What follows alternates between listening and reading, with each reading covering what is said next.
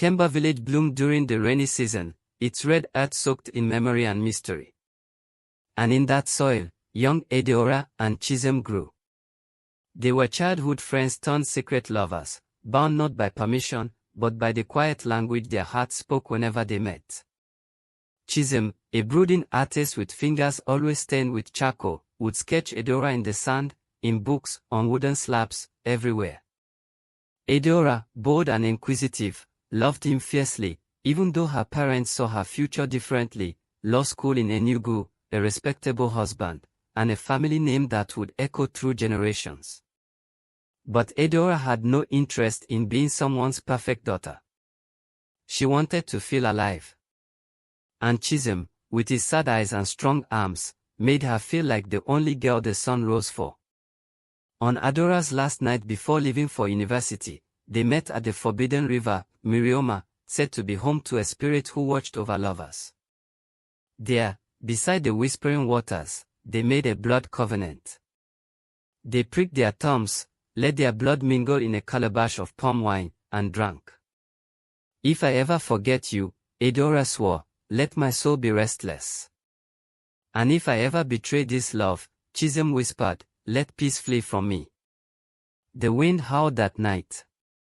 The moon dipped low. And in that sacred space, love became something spiritual, no longer just a feeling, but a binding force. University life changed Adaora. She blossomed, confident, brilliant, outspoken. She met people who challenged her, and for a while, she struggled to reconcile the world of tradition she left behind with the modern one she now lived in. But Chisom, sweet, patient Chisom, remained the same. He stayed in Ikemba to care for his ailing mother, painting villagers, teaching children, and waiting by the post office every Friday for a letter Adaora sometimes forgot to send. Loneliness crept in. Doubt followed. Ifunanya ran a small sewing shop across Chisom's compound. She was quiet, observant, and gentle. After watching Chisom silently suffer week after week, she began offering him her company, at first just food, then conversation, then long walks under moonlight. One rainy night, when the skies broke open, so did Chisom's resolve. That night, the covenant was broken. He didn't tell Adaora. He buried it like a bad dream. Adaora returned to Ikemba unexpectedly after her mother's illness. She came home not only with a law degree but with plans for a future, one that included Chisom. But she came home to wedding invitations. Chisom was engaged to Ifunanya. She didn't scream. She didn't fight. She simply smiled and walked away. But that night, she returned to Mmirioma with tears streaming down her cheeks and whispered, "Let the gods take what they want." And so they did. Weeks after his wedding, Chisom began to change.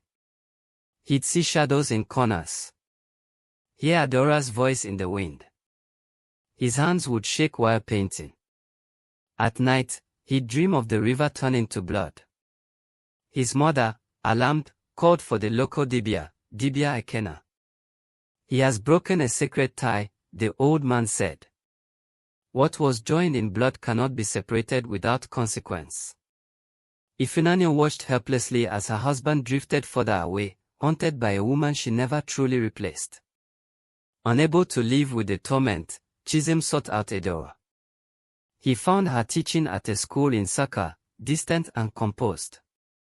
She refused to see him at first, but eventually, they returned together to the place it all began, Mmirioma.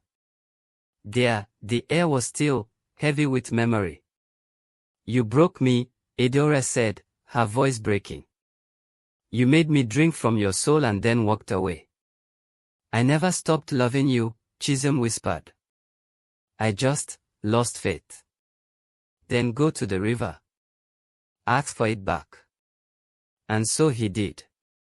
The ritual was painful. Dibia Ikena demanded that both lovers kneel in the river and confess every wrongdoing. A goat was sacrificed. Palm oil and kola nuts scattered.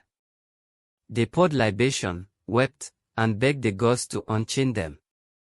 Only truth can cleanse what blood has bound, the Dibia intoned.